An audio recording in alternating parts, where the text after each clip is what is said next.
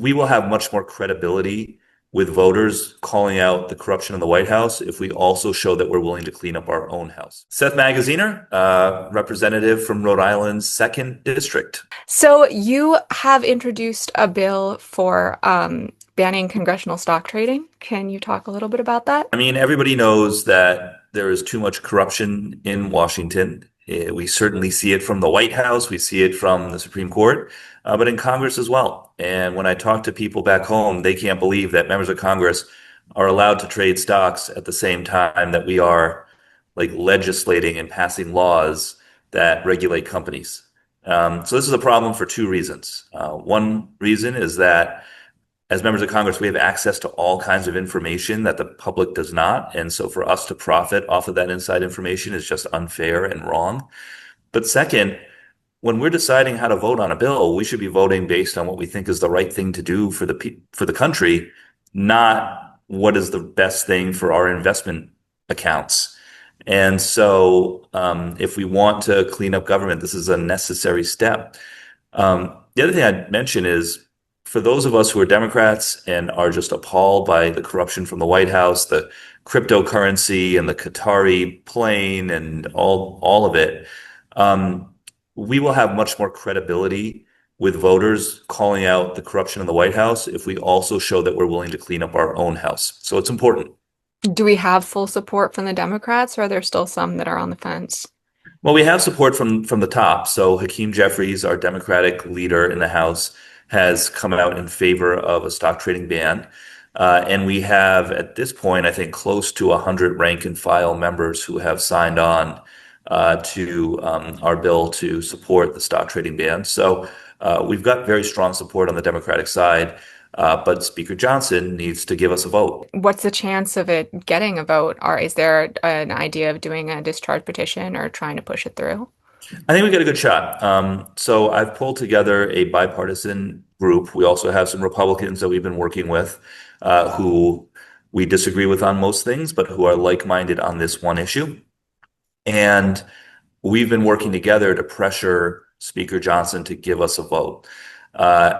If he doesn't do it, then there are other options. A discharge petition could be one, but we've got a couple of ideas for ways that we can try to force this to the floor. I predict that if it comes to the floor, we will win overwhelmingly. Like, who is going to want to vote against this, right? And have to go back and face their voters and make the case for why they should be day trading while they're serving in Congress. But one of the challenges with this bill, with this issue, is those of us who support reform and support banning members from trading stocks, we tend to be very vocal about our support. And the opponents are very quiet about their opposition, but that doesn't mean that they don't exist. You don't see them on TV or online making the case, but they are definitely in the ears of the leadership whispering, please don't do this. And so Mike Johnson has a choice that he has to make.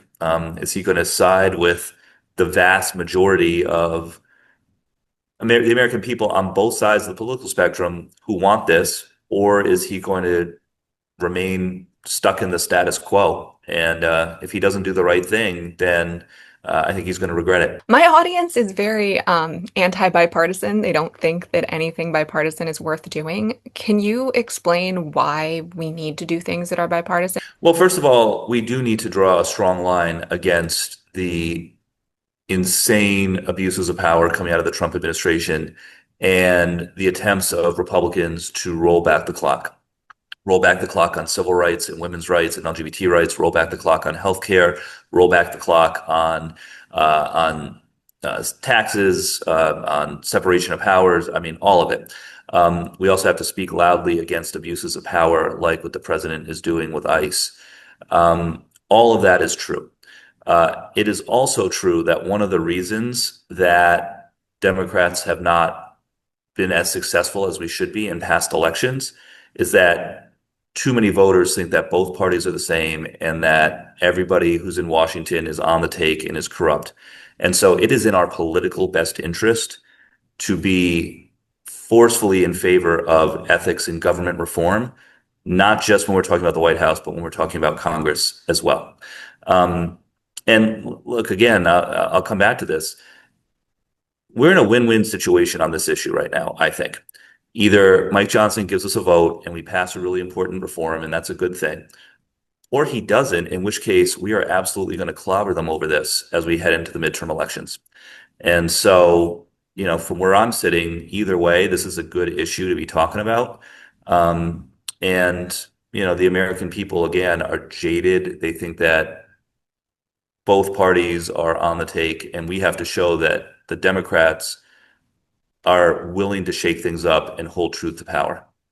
Are there other ways that you're considering shaking things up? So I do have bills that I am leading or co-leading to address the corruption in the White House, for sure. I introduced a bill that would stop this like insane practice where Donald Trump will sue a company for like liable or for saying bad things about him and then settle with that company. Like, he sued like Viacom and Disney and Facebook, Meta, and like sued them with like frivolous lawsuits, but then took settlements from them. And it's basically just bribery, right? Like it's just the whole thing is just an avenue for bribery. So I put in a bill that would ban that. I've co-sponsored a bill that would ban the Trump cryptocurrency racket that is coming out of the White House. Obviously supporting ending Citizens United and getting dark money out of the elections. So like these are all things. And oh, and by the way, this is even less popular in Congress than my bill to ban stock trading. I also am in favor of term limits for members of Congress. That gets very touchy around here, but I'm a believer in it.